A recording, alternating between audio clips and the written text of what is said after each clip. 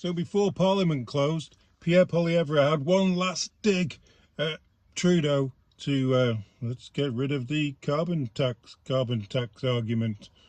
We've got carbon tax 2 coming, we've got carbon tax going up, we've got carbon tax coming out your eyeballs, you got carbon tax on your home, carbon tax on your company, carbon tax on your car, carbon tax on carbon tax, that's carbon tax 2. So yeah, let's have a listen. This was them two hammering it out. Pierre says, get rid of the carbon tax. I don't think he will. I really don't. I think we've got to change the guy at the top before we get rid of the carbon tax. And you know what you have to do? You got to vote the right way to do that. Let's hear what he's got to say. The Newfoundland Liberal Premier says that this will do nothing for the environment, but it will make his people go cold in the winter and hungry all year long. Why won't he axe the carbon tax and finally come up with a real environmental plan? This is the problem. Even the Liberal governments in the outer reaches are complaining about this. This is the problem. When people hear about carbon tax, they just think cars. They don't think this is going to affect their homes. If you rent a property and you've got your utilities paid for, they'll go up. Therefore, your rent will go up if you've got utilities. The Right Honourable Prime Minister.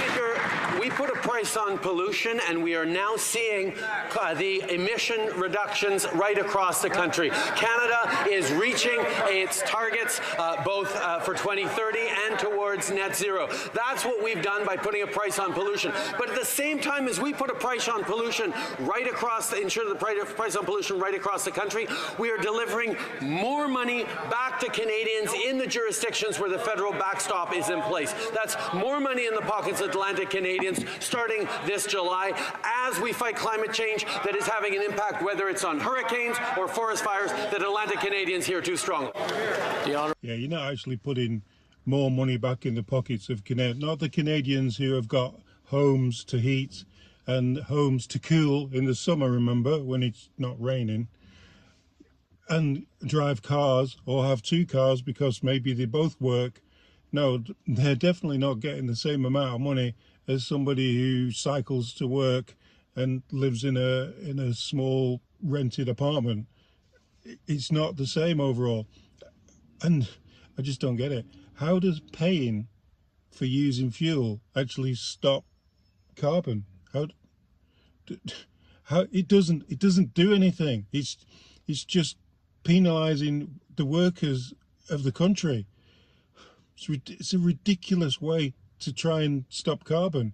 You need different ways to do it, not this way. This is not the way to do it. The opposition. He has not hit a single solitary environmental target with his tax, and Canada ranks 58th out of 64 countries in the Climate Performance Index. His plan is not working. It's just costing more. In fact, the Premier of Newfoundland said that the Prime Minister's claim that we need a tax to save the environment is completely illogical, a false dichotomy, a false dilemma, and it is as insulting as it is simplistic.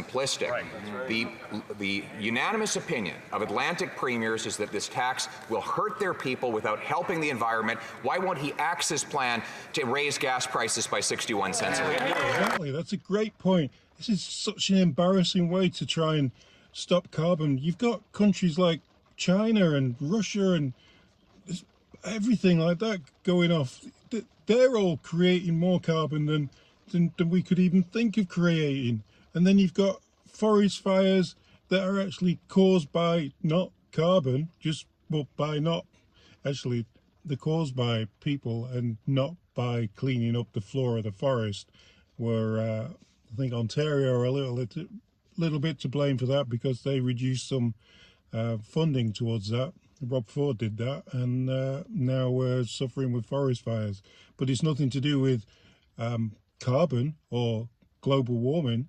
You know, the Earth heats up and cools down naturally anyway. While energy companies are making record profits right now across the country, Canadians need support, and that's why we are delivering a climate action incentive that delivers more money every 3 months to Canadians than the price on pollution costs them. And everyone, except apparently the Conservatives, understands that building in price signals on things you don't want, like pollution, is one of the most efficient ways of reducing emissions, of incentivizing behavior, and that's why our emissions are going down and we're hitting our targets, Mr. Speaker. It's ridiculous. We're not hitting the targets, whatever these targets are, and paying more money isn't stopping pollution. It's just paying more money. What do? You give it to the carbon god, and he says, okay, then we're just going to reduce it a little bit in Canada.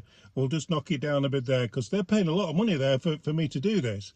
No, it doesn't work like that. Carbon is it's the whole world. The world is round. Carbon comes from China, Russia, Australia maybe, India, all these, America, all these countries, Canada, oil sands. It comes from everywhere. It doesn't just come from out of my exhaust pipe. Gee. So, I'm getting annoyed with this one now. Sorry. Carbon tax is so annoying. The Honourable Leader of the Opposition. He has not hit a single solitary climate target since he brought this tax in. And according to the parliamentary budget officer whom he appointed, in every province in Canada, this tax will cost families more than they get back in these phony rebates. In fact, it will be over $2,000 for the average family per year. The plan is to raise the tax to 61 cents a litre. Canadians cannot afford to eat, heat, and house themselves. So why doesn't he axe the tax so we can bring home lower prices? Exactly. Axe the tax. Stop taxing Canadians all the time. It's like, it's a secret tax. Well, it's not a secret tax, but it's a tax that they're getting so reliant on that they need it to pay the deficit from all the screw-ups that they've done. This tax, it's killing Canadians. It's like, we don't choose to heat our houses up just out of the whim of it. We choose to do it so we don't freeze, and we don't choose to cool them down in the height of summer. We do it because we don't want to dehydrate. It just doesn't get it. He doesn't get it. Okay. So what if the money that we got back was exactly the same as the money that we paid? So what's the point anyway? How does that stop carbon? Tell me now. Comment below. How does it stop carbon? How does it stop carbon? It doesn't stop carbon. Anybody out there got your green car and your green brain?